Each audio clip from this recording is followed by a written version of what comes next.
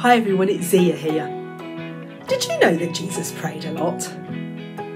He knew how important it was to pray, and he made sure he did it at every opportunity he could.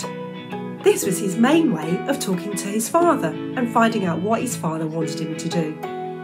And in our story today, we learn Jesus prayed out loud, he prayed quietly, he prayed in big crowds, and he prayed by himself.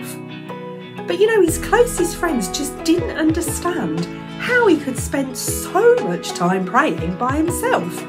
I mean, Jesus, what are you doing? And so they asked him, will you teach us how to pray? How can we have the same sort of prayer life as you do? And so Jesus taught them what we call the Lord's Prayer. And it starts like this. Our Father in heaven, holy is your name. Jesus wants us to know that God cares for us. We're acknowledging that he's our Father in heaven and he's a mighty, holy, strong God. And then Jesus says, pray, your kingdom come, your will be done on earth as it is in heaven. And here Jesus is asking for people to live in peace and love just as they would in heaven. Heaven is a pretty amazing place, so it would be good to have some of those things on earth here. He says, give us this day our daily bread. Jesus is teaching us to pray for the things that we need.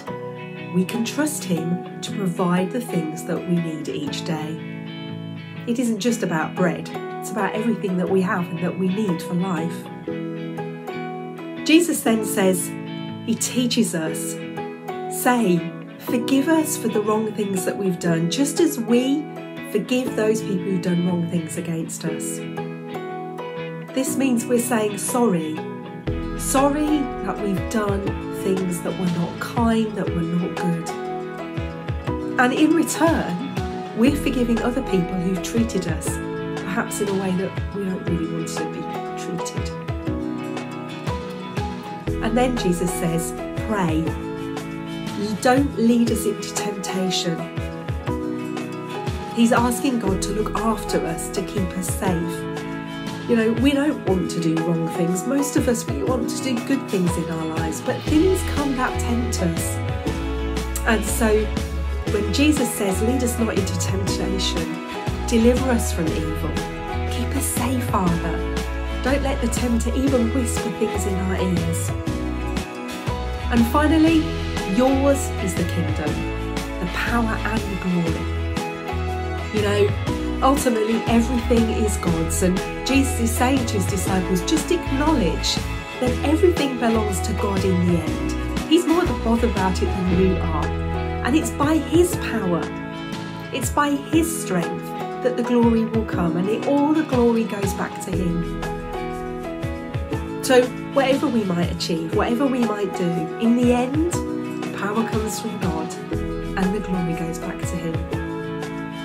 It's a great prayer to help us each day to just make sure that all the things that need to be prayed about are covered.